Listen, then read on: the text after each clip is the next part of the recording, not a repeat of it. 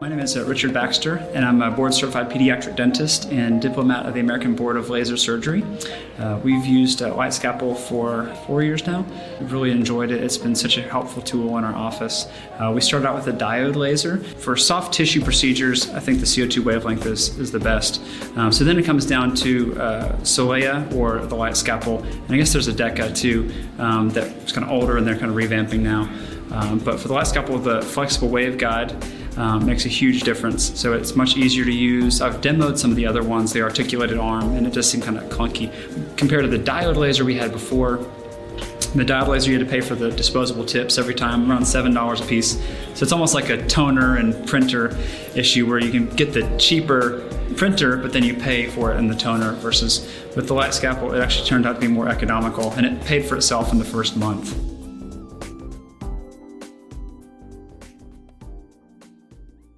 It's for health professionals internationally to have some evidence-based standard for how do we define ankylar frenula and what in terms of lip ties, buccal ties and tongue ties, what is the evidence and what is a evidence-informed method to assess? What do you need to make sure? What is the key, the minimum standard for getting a comprehensive case history? Let's look at the structure and the appearance and look at the function, and then and going through the clinical decision-making process. You're listening to the Tongue Tie Experts podcast, a weekly program providing information and support for those families impacted by tongue and lip tie and the professionals caring for them. I'm Lisa Paladino, a midwife and a lactation consultant with over 30 years of experience. If you are a parent looking for answers or a professional who is curious to learn more than what you learned in school on this topic, welcome. This podcast is for you. A gentle disclaimer. Please do not consider anything discussed on this podcast by myself or any guest of the podcast to be medical advice. The information is provided for educational purposes only and does not take the place of your own medical or lactation provider. Thank you. Hi, everyone, and welcome back to the Tongue Tie Experts podcast. I'm your host, Lisa Paladino, and today I have two very special and smart guests with us. I have Dr. Sharon Smart and Dr. Tseng. I'll tell you about Dr. Smart first. She's a teaching and research academic at Curtin University, specializing in pediatric feeding disorders and tongue tie. Dedicated to improving the lives of children with feeding difficulties, Dr. Smart is actively involved with the Australasian Society for Tongue Tie and Oral Ties, ASTOT, serves as vice chair of the International Consortium of Oral Ankylofrenula Professionals, ICAP, and co-chairs the Committee on Interprofessional Research, Education, and Ankyloglossia Science, known as CIREAS. Dr. Smart has recently collaborated with ICAP board members, including Dr. Tseng, Dr. Andrea Cottrell, and Robin Merkel-Walsh on the ICAP position statement on ankylofrenula and the ICAP practice guidelines for ankylofrenula management. These guidelines provide comprehensive evidence-based recommendations for healthcare professionals globally working with ankylofrenula. Dr. Tseng is a pediatric dentist and owner of the North Carolina Tongue Tie Center in Cary, North Carolina. He completed his DDS and PhD at The Ohio State University and pursued a post-doctoral research fellowship and pediatric specialty training at the University of North Carolina. Dr. Tseng, previously an NIH-funded trainee, has focused on clinical research and practice related to tethered oral tissues for 6 years. He is committed to collaborating with clinician scientists to develop robust evidence base for TOTs-focused clinical practice. He serves on the board of directors for ICAP and chairs its scientific affairs committee. Additionally, he holds adjunct faculty advisor positions at the University of North Carolina and Curtin University in Perth, WA. So welcome, guys. So we're talking across the globe. I'm in New York. Dr. Smart is in Australia. Dr. Tseng is in North Carolina. How cool is this to have these smart guests who collaborate internationally? Welcome, both of you. Thanks for having us. Thanks, Lisa. So you're both members of ICAP and CIREAS, and ICAP is how I know the two of you. We just had an amazing conference, and anyone who's been listening to me for a long time heard me talking up the conference before and after, and it was such an amazing success. So thank you for all the work you do in that area. But today we're not talking about conferences. Today I want to focus on the research. So maybe Dr. Tseng, you tell me about CIREAS, because I first heard of CIREAS from you. So tell me about it. Yeah. So CIREAS, in essence, was started in 2022 at prior to the last ICAP conference.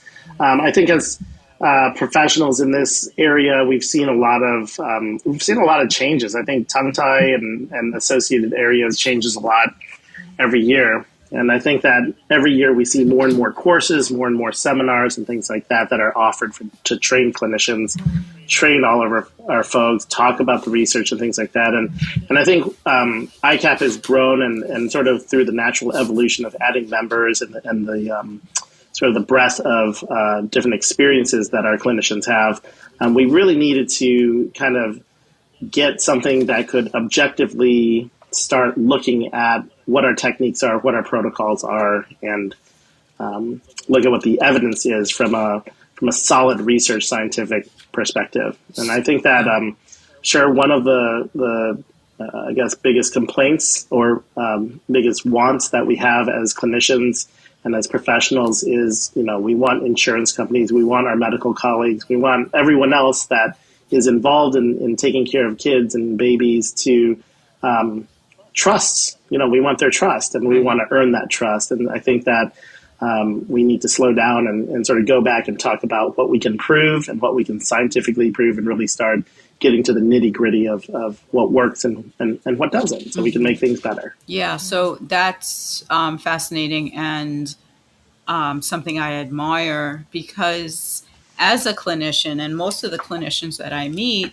we have a base of knowledge based on our experience, based on what we see clinically, which in itself is evidence, but we need to be taken more seriously, right? Serious, pun intended, Absolutely. Right? Absolutely. So, yeah, I mean, this is just like, I feel like the grown-ups have entered the room, if that makes sense. Does that make sense to you? Sure. Dr. Smart, do you feel like this is raising up the field? Because I do. And this is just from the outside, I feel. I think so. And I think we, internationally, there are pockets of people doing really interesting research, but I think we're just not working probably as collaboratively together. And I think we all are wanting the best outcomes for the families and the children that we're working with. And so I think by combining that clinical expertise and that, clinical informed expertise with the evidence and some solid, robust, high quality research, ultimately, that's all we're wanting to do, is get the best outcomes for our families and stop doing practices that aren't as effective, or let's do more of what is most effective.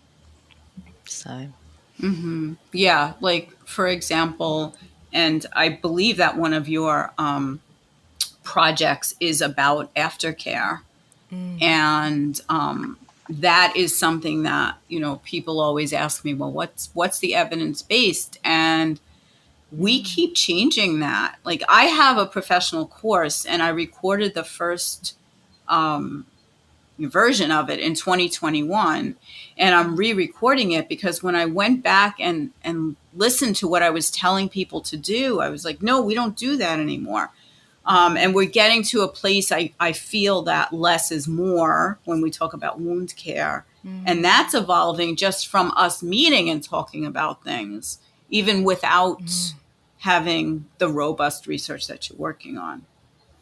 Absolutely, So yeah. Tell me about that project, because I think that's a fascinating project that you're doing. Well, this is kind of a few years about in the making. So this evolved back in the end of 2022, where we, together with Dr. Tseng, we had a group of master's students who looked at us doing a systematic review.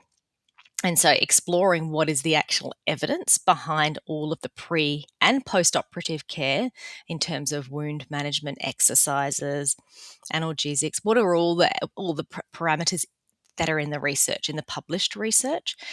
And we know that there are numerous websites and there are YouTube clips and people have developed their own protocols, but we didn't look at the grey literature. This was only looking at the published literature.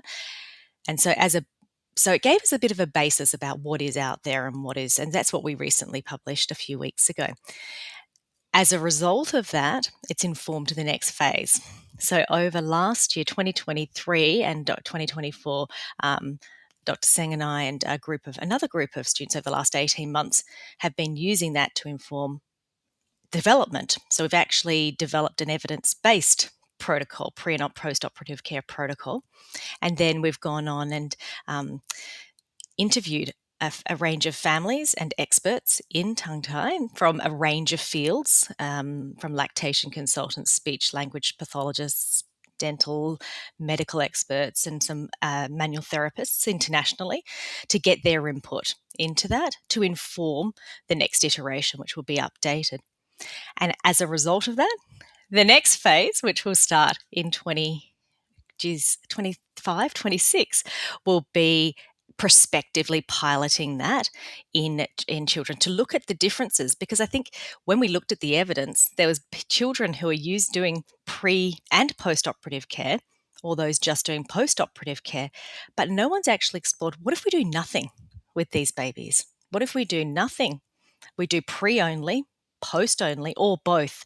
How are we going to get the best outcomes and whilst individualizing their care, but also having some standardization in terms of the types of exercises? So there's a balance, right, isn't there, about individualizing it for their age and their presentation, but also having some level of consistency in what we're recommending, so depending on the surgical technique. So that's the next stage. So this is a long journey, right? Of 5 years. Impressive, very impressive. And I was fortunate enough to be part of the interviews, and I got to see behind the scenes what those pre and post care exercises are.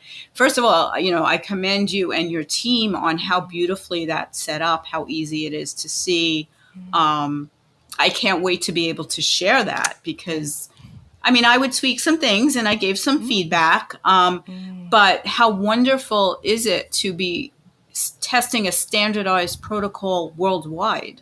I don't think that's ever been done. We have like you said, we have pockets of research, but nothing about, whatever. And then there have been some silly studies that came out, like saying don't massage in the wound. Like whoever massaged in the wound, so that then it was like, well, if you're doing something, you're hurting the baby. And I'm like, well, what's massage, right? That study didn't really look into definitions of what that was. But what you're doing is specifically spelling everything out so that the level of validation is high, which I appreciate so much. Thank you. Yeah.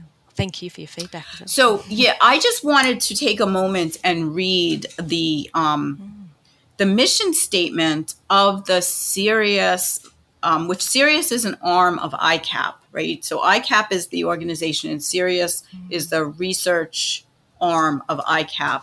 And I think that it's important to read the mission statement. And I feel like even just making this mission statement is moving our field forward. And the mission is to instill scientific rigor and integrity into ankyloglossia research, clinical practice, and education via interdisciplinary collaboration of ankyloglossia professionals. Our mission statement is complementary to the mission statement of ICAP.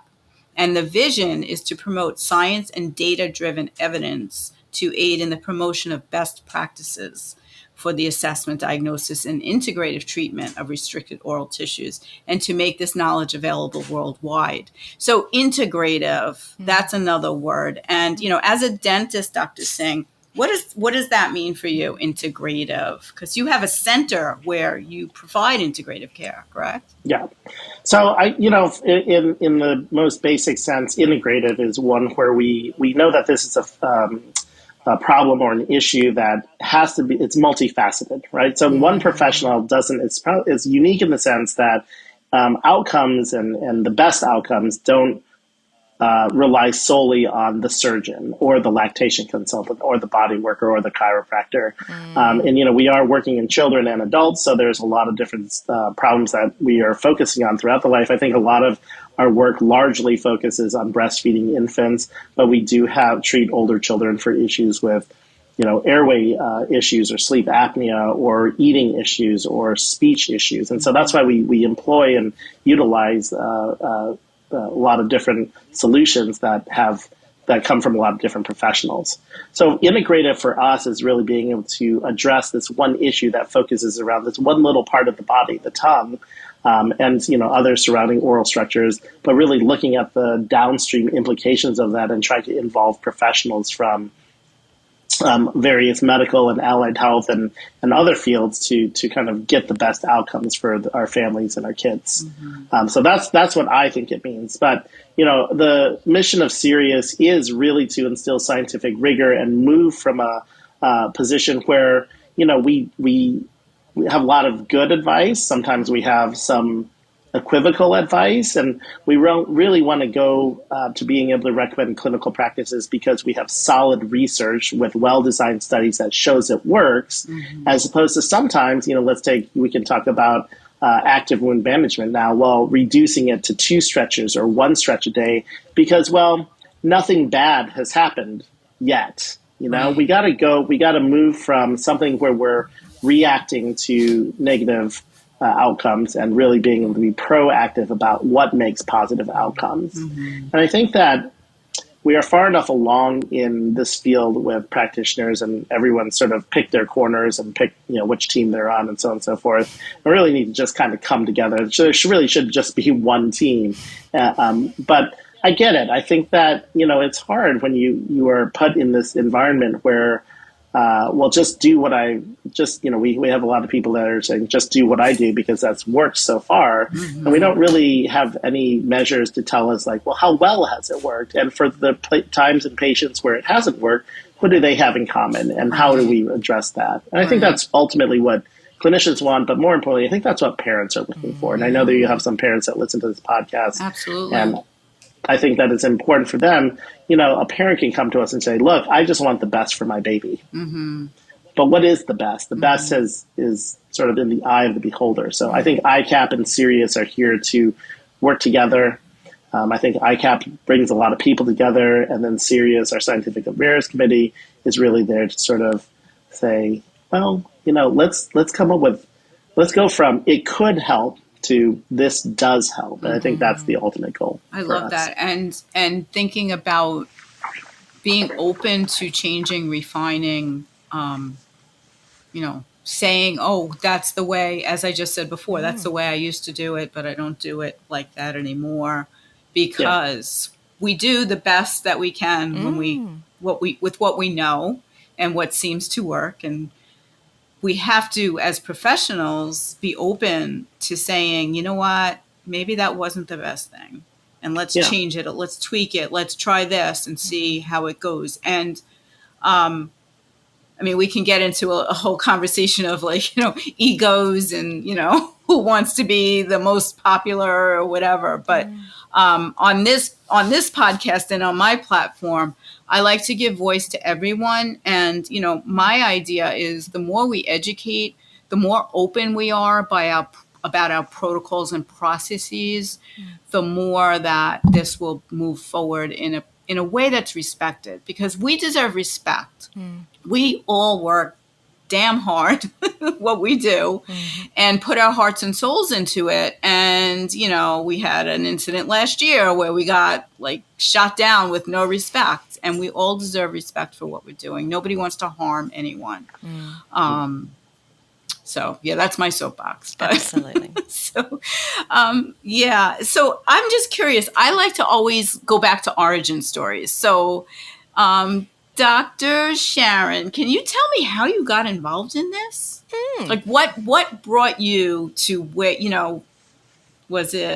did you always know you wanted to be a speechy, as we call you in Australia? That's such a good question.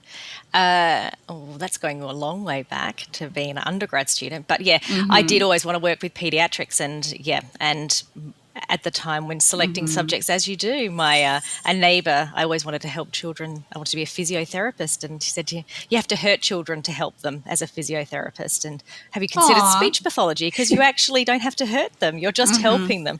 And so that changed the course of my career, actually. And then so as a speech pathologist, I was really fortunate in the third year of my course and started doing feeding and swallowing and dysphagia. And I really enjoyed the medical side of speech pathology. And so I was fortunate enough to have an internship and came to work in Buffalo in New York State with one of the authors of the key pediatric swallowing books, and worked there for 8 weeks over your winter in Buffalo, which was very snowy. Fun. So that was, so I've worked since graduating. I've worked in pediatric feeding and swallowing for 25 since I graduated. So I always worked with infants and children, and then started my PhD in that area as well, looking at outcomes of preemie babies and their feeding outcomes and communication. But I think over the last, in tongue tie specifically, when I was in private practice, whilst working as an academic, I started getting referrals and people saying, can you tell me if this is a tethered oral tissue? And I started delving deeper, and it would be about 8 to 10 years ago. And I was going, at the time, I'm going, this is all just a big farce. I've no clue. And then when I dug deeper, I went, actually, there's some merit in this. I need to do some more research and lifelong learning. And then probably only engaged with ICAP in 2019, 2020. So, and then helped out on their conference committee and so that's how, and then the rest is history. And I think Ray and I worked together and a wonderful history. Yeah. I'm so glad you found ICAP. It is.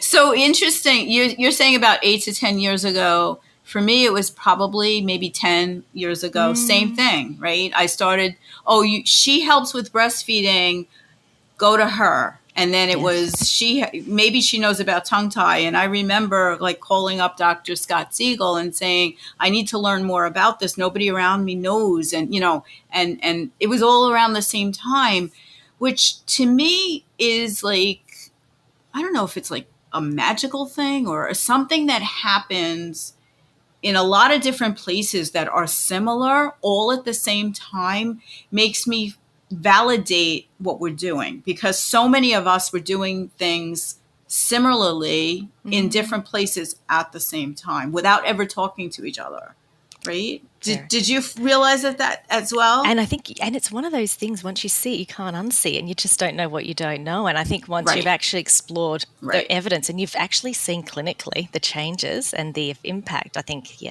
can't. And so I think you're right. And I think bringing us together, gosh, I'm so glad. It's like a family of people who just get it, isn't it? I think the community. Yeah. And any professionals listening, if you're not a member of ICAP, please join us. It's the conferences were like, now I've been to 3 of them, and I feel that it's the best conference of any professional conference in the interdisciplinary aspect and respect among the disciplines, and fun. We have a lot of fun too. So there's that. So Dr. Tseng, you're not getting out of this. I need to hear your origin story too. Yeah. So actually, my first exposure to tongue ties is probably about 7 years ago, and where our practice is located in Cary, which is right a suburb of Raleigh, right in central North Carolina. And we had, I think a lot of other people had caught on to this before I had, but was having a lunch and learn and meetings with some of our pediatric colleagues, and they said, "Hey, have you ever thought about tongue tie stuff?" And what we had in our area was a provider that was probably had the best of intentions, but was doing a lot of frenectomies on babies, and then suddenly the siblings would walk in and out, and everyone who walked in would walk out with a lip and tongue revision. Wasn't really clearly communicated. And so our practice has a reputation for being very evidence-based and very clinical and conservative. And so they'd asked us. So that was actually the first time someone had asked me. So I looked into it, and much like Sharon, I realized that there really was something here. And this is an area that is important. It affects a lot of babies and kids, and it can affect them for their life. And there's a lot of problems that we run into. It doesn't just go away. It just sort of keeps coming back and rearing its head in different situations. So once I got the background, it was funny because by that time I had my son had been born, and then I started thinking back. It's like, we had problems breastfeeding, and my son was never able to breastfeed. And so then, I do what every dentist does with their child, is like lays them on the couch and like starts poking around their mouth and looking for frenums and things like that. So it was something that had already had an impact on my life, but I didn't know it. Right. The other aspect where it intersected that really inspired me to start the Tongue Tie Center and start doing, but starting the Tongue Tie Center from maybe a different viewpoint than maybe others, is that I do have a PhD, and I spent an exorbitant amount of time earning that degree, doing research, doing clinical research, doing our postdoc. My name is Martin Kaplan. I'm a pediatric dentist. I currently treat patients in Massachusetts. I've been a laser user for 17 years. Started out with diode lasers in 2003, to a second diode laser, to a third diode laser, 3 erbiums, 2 low levels, and currently light scalpel CO2, which I used 6 years ago for the first time. I had no intentions of ever buying another laser again because I've had so many, and I never thought that light scalpel would change my life the way it did for the treatment of babies and all my other patients. And when I met Peter, I actually thought Peter was another used car salesman, and it turns out he wasn't. I gave him every opportunity to prove me right that he was a used car salesman, but he wasn't. And we've been good friends for the past 6 years, and I will not use any laser on anybody else except a carbon dioxide light scalpel laser.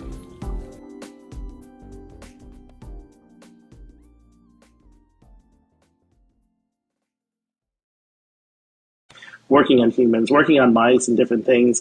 And when I was in graduate school, there was a field called psychoneuroimmunology, which sounds like a very long and drawn out and boring title. But essentially, I was a grad student sort of in the infancy of, not infancy, but maybe very young childhood of that field. I actually have done some reading in that field on the other side of my practice. It's fascinating. Yeah. And so for the people who are listening, a good sort of example or a good standard for what that field does, it answers the question, how does stress affect your health? And we had different people looking at caregiver stress. So people who are caregivers tend to get sick more often, they get sick for longer, and then they have poor recoveries. And the question is, what about caring for someone is stressful that it can actually affect your health? So, that was back in like the early 90s. And now if you say to someone in 2024 that, hey, stress is bad for you, or it could make you more sick, everyone just says, well, of course, we all know that. And it's impressive that in the last 25, 30 years, I've seen the field evolve from something where we faced a lot of the same doubt and skepticism that we face in tongue tie world.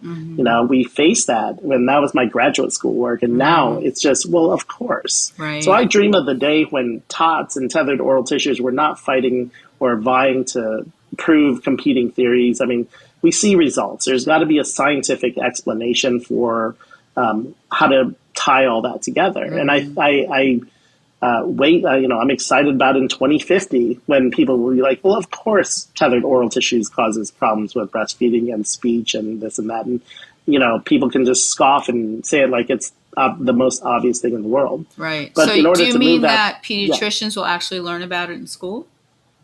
Well, I think, I think that look, I know that we have a little, we're always kind of elbowing each other in the ribs a little bit about that. But we do know how traditional medical education work, and it's through science, and it's through research and publication. And yes, it's not, dare I say, it's not very sexy or profitable, but it is super important. And my training and my, with NIH and sort of my background, when I heard in 2017 from pediatricians, like, are you going to get into this? We really need your help. that's where I can offer the most. And I think Sharon's right. Sharon and I actually, in the sense, in our viewpoints from research, we are very aligned. And so there are pockets of us around. We cannot be the only two people, obviously, but sometimes it's easier to, you need organizations like ICAP and CIREAS to bring people together that are like-minded. So, we've seen CIREAS grow a lot. We have a lot more PhDs that are coming to ICAP, people who are looking at it. And I think that through the discourse and the presentations that CIREAS has organized, our showcase of research presentations at this last conference, I think we're now raising the bar and expectations of parents and clinicians alike that, hey, let's see the proof. Don't just tell me what you did, show me the numbers that back you up so I can confidently recommend that to our patients, knowing that we're doing it. So that's my origin story, is that my training and my experiences has sort of just all come together in just the right combination. Right. So I'm excited for where this field can go, and that's why we work passionately to do what we do. Yes. And the intersection of the dentistry and the PhD is something that's not common, but much appreciated, because that's exactly what we need. And thinking about the research portion, and when everybody sat up and talked about sat on stage and talked about their particular projects and where they've been, where they're going, some of the poster presentations that were there. I mean, it was all like, wow, all this is really going on. I just had Dr. Rebecca Hill on. It hasn't aired yet, but by the time this one airs, she's probably going to be ahead of you. And she's doing amazing work too. And I had never heard of her. And that, like, bringing people together who haven't known about each other is, I think, what's the most exciting for me in this field, because we have people doing work and there is research, and there's a lot going on. It's just, we're not aware of it. And what do they say about, like, how many years does it take for something to get into medical textbooks that's a practice? It's like 17 years. I don't know if you've ever heard that. Like, it takes so long for it to trickle down into medical education. So it's an exorbitantly long time. Yeah. So, and we're happy to welcome Rebecca on as our third co-chair for CIREAS. So I think we really have seen CIREAS grow, and where we can be, so to speak, a force to be reckoned with. Mm-hmm. But we have a lot of firepower and a lot of horsepower under the hood here. So I think you're going to see some really great things, and CIREAS is going to accelerate some of its efforts. Our biggest project right now is we're doing the pilot work to start a practice-based research network. And I think what we found at ICAP is there's lots of clinicians across lactation, speech, bodywork, chiropractics, dentistry, medicine, ENT, pediatrics that work in practices, have seen good results, wonder what it looks like in other places.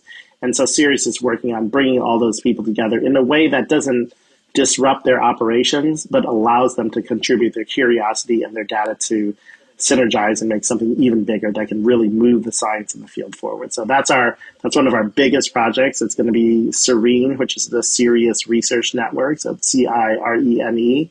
And we're looking for hopefully a 2025 rollout of that for all of our members. And so, so in I other think we've words, got momentum. Individual practitioners would track their data. Absolutely. And that would be part of a... It'll be supported so that that's individualized. Wow. Wow. That's great, because that's where you're going to get the needle moved, because, wow. I can't wait. Yeah. Well, and I think, especially with the group of co-chairs and members of CIREAS committee that we have connections into academics, into industry, into nonprofits. So we have the support that we finally need, because that research, again, just like treating tongue ties, doesn't occur just unilaterally. We have to have the collaboration of a lot of people. Right. And I remember early on when I took tongue tie courses, and I was really, I don't want to say naive, but I was just, starting out, and this guy that I thought is emulated, thought he was like the greatest thing since sliced bread, really kind of took a stab at me, or felt like a stab in the heart when he said, if I had to take all my experience and waste my time publishing or making it to what these universities and journals want, I'd waste all my time and not be able to help anyone. And that really was kind of a wake-up call. And, being young and idealistic with my training, that just made me say, well, there's got to be a way to do this. And now that's what you see. That's how we gave rise to CIREAS. That's how we go out and look at different ways to really legitimize what we do as clinicians. And I mean, it's working. So we've got some momentum. I'm excited about where we're going. Yeah. So I definitely understand that feeling of, my clinical practice is very small right now. I'm spending more time teaching and lecturing and doing things like this. But when I had a busy clinical practice, I was lucky I wrote my notes at the end of the day, right? So the fact that you're facilitating people to be able to easily contribute to a knowledge base, and that's gonna, it's very great. Thank you. Yeah. And just to say, I can't say enough good things. And people, I don't get paid by CIREAS or ICAP for, I'm always promoting you guys, and sometimes I think people must think I'm getting some kind of kickback. I had Jessica on, and we talked about the conference before. Jessica Altamara, who's was in charge of putting on, whatever her title was for the conference, and does so much good work in ICAP. And I'm always, always, always promoting it, because I think there's no clinical practices in the future unless we have something like ICAP and CIREAS to validate what we're doing. And as an international, as a voluntary organisation as well, all of us on the board of directors are volunteers, but I think it just goes to show that how passionate all of us from a range of different professionals are, and we all want to make, I think, as you said, Ray, is working in silos, is that we can actually, instead of working on one baby or, the babies in our local community, we can actually affect change more globally. And the vision of ICAP was changed last year. At Strategic ICAP, we had a strategic planning session, and it's now global freedom from oral restrictions is our ICAP vision statement. And it really is, isn't it? It's That's working together to achieve that. And didn't you recently, tell me about there was a statement that was released. Was it on protocols or tell me about that? Well, actually, it evolved from Strategic ICAP, actually. We actually, the ICAP, when it was formed by its founders back in, oh goodness gracious, now I'm going to feel, I think it was back in Ray, help me out here, 2018 or something. Thank you very much. 2018. I was kind of involved in that, and then they lost me after a while. So. I was going to say 2016. Things got too complicated at home. Yeah. So 2018. I think it was 2018. Yes. Yeah. It was just the association. So back in 2023 would have been last year, is in Strategic ICAP, we actually formed some committees. So we wanted to have some strategic objectives, and to do that, we kind of put everyone into it. So one of the committees, Ray chairs the CIREAS committee, and we decided that one of the priorities for the members was they wanted some standardised practice guidelines and a position statement for the association. So that's where I headed up the consensus and practice guideline committee. So over the last, we've done a lot in 12 months. It started from, let's just thrash out some key headings and topics and our goal was actually only to release the position statement from May 2024, which is here, which was just a one-page document. And then our next aim was to do the practice guideline. We kind of, very ambitious, and we decided to do both. And so we do have within the practice guideline, it is a huge document. It is a 30-page document or 29-page document, but it does outline in the background, it says for health professionals internationally to have some evidence-based standard for how do we define ankylar frenula, and what in terms of lip ties, buccal ties, and tongue ties, what is the evidence and what is a evidence-informed method to assess what do you need to make sure, what is the minimum standard for getting a comprehensive case history. Let's look at the structure and the appearance and look at the function, and then and going through the clinical decision-making process of non-surgical and surgical and decision making for families and health professionals to guide that, and then looking at the pre and post-op. So the document also goes through other consensus statements and position statements as well. But this was the first time we had professionals. We've got the American Breastfeeding Guideline, which was lactation, the American Academy of Pediatrics, and otorhinolaryngologists, which was geographically specific. We've got the Australian Dental Association. But this was the first time we had an interprofessional and also multidisciplinary guideline. So we've pulled together. So we're really proud of it. I'm not saying it's perfect. It will evolve over time. So thank you for the work that you both do for us and for the world, really, because this is so important. This isn't, we say, oh, it's just the tongue. No, this is life, right? This is we know from grown-ups whose names shall remain nameless as I raise my hand, that if a tongue tie isn't taken care of, or if somebody doesn't breastfeed successfully, or, develops over the lifetime, this has consequences over a lifetime. And so by doing the work we're doing with infants and young children, and then, of course, even older people, we are changing lives, and we can't do that without people that are volunteering like you guys are, and thank you, and it's so appreciated. And I don't think that volunteer organizations get enough credit for what you're doing. And I've just heard about the hours that are put in, and it overwhelms me. So kudos to you. Thank you. It's almost like breastfeeding a baby. Like, it takes hours and hours and lots of energy, and nobody, it's underestimated, Sure.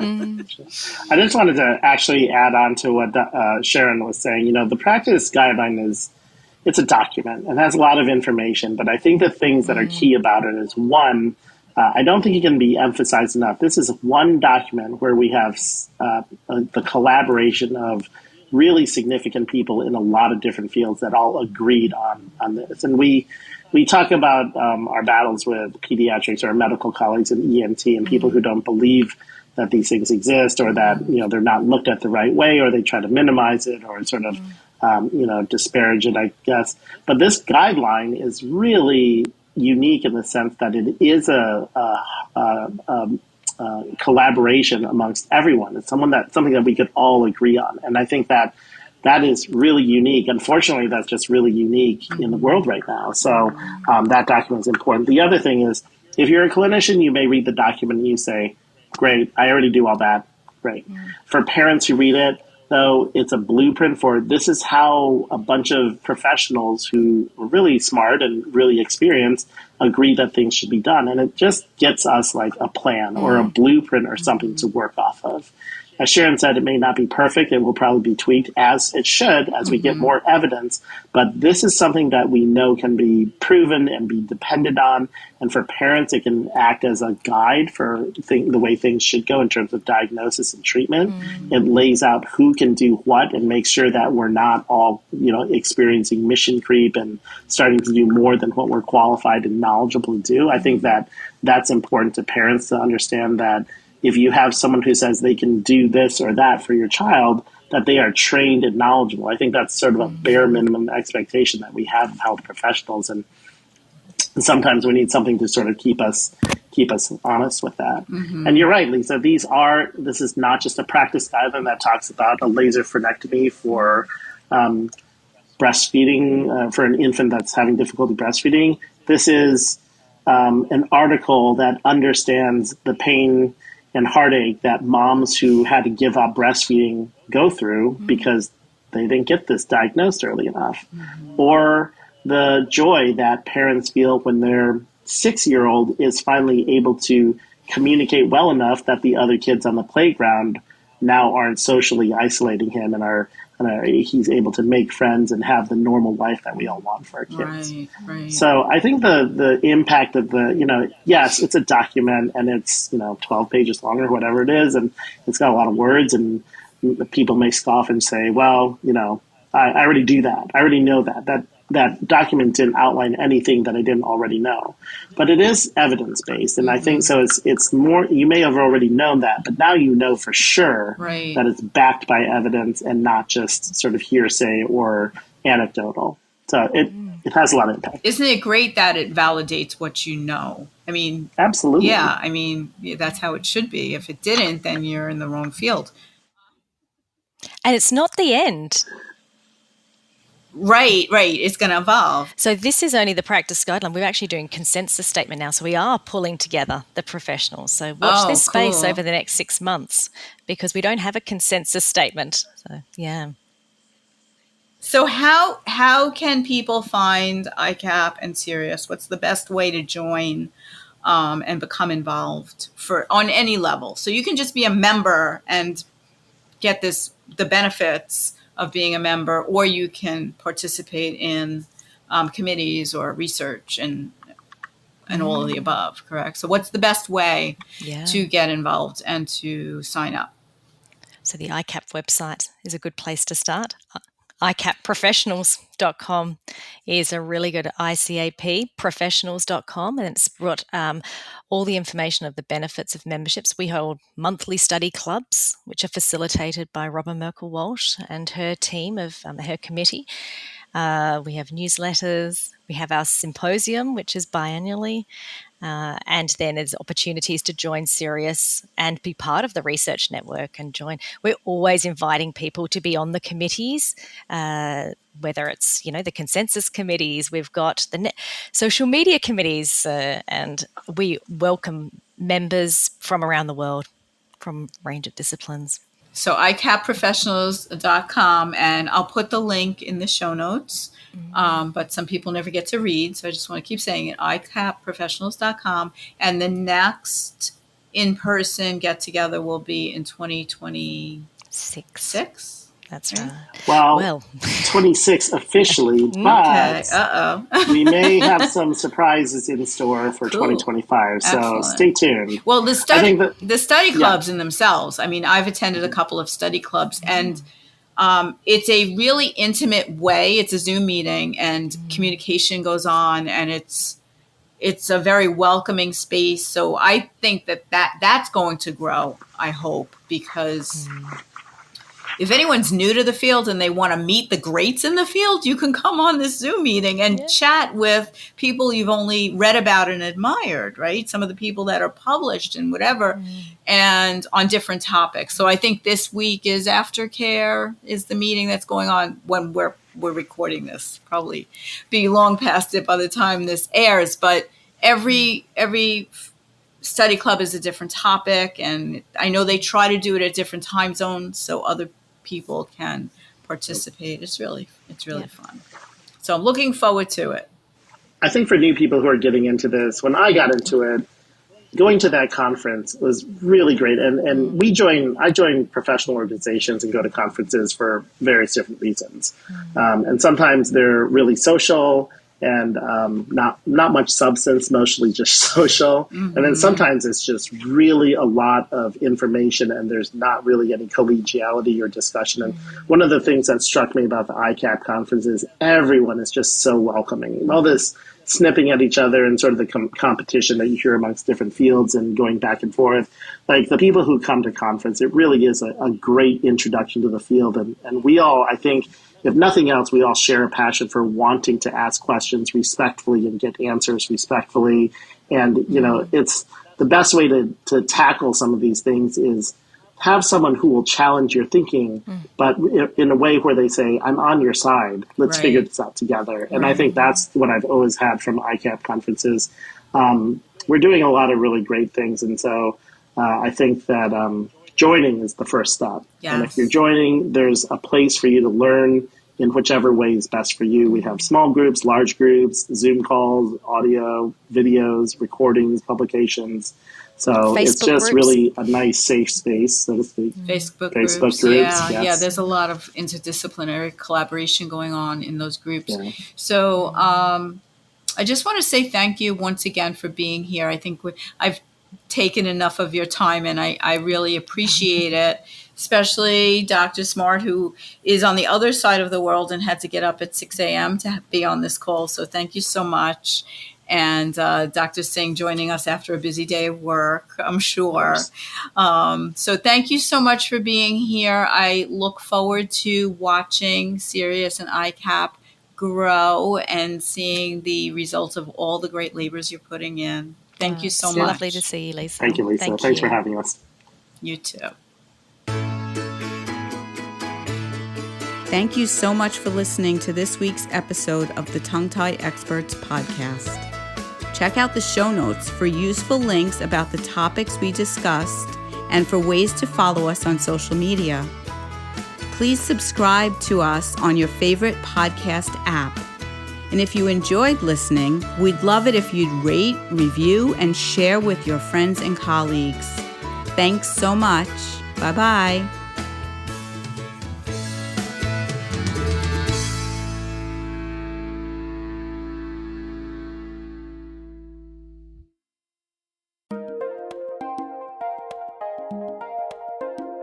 Hi, I'm Dr. James Thomas from Health Latch in Bellevue, Washington, and I've been using the light scalpel laser for probably about 3 years now, and it's been great. It's a tool that has really helped me help my patients. It works seamlessly. I can count on it every day that it's going to work properly on every procedure that I do. I originally started using scissors when I started, and eventually a diode, and now I use the CO2 laser because it's efficient for me and my patients. They recover really quickly. It's about a 24-hour turnaround, and I really enjoy that there's no bleeding at all, and so do the mothers that I treat every day. Discover why the Light Scalpel CO2 laser is the top choice for tongue tie specialists. With unmatched precision and control, it ensures minimal discomfort and smoother healing. Elevate your practice with technology redefining tongue tie releases. Visit lightscalpel.com to learn more.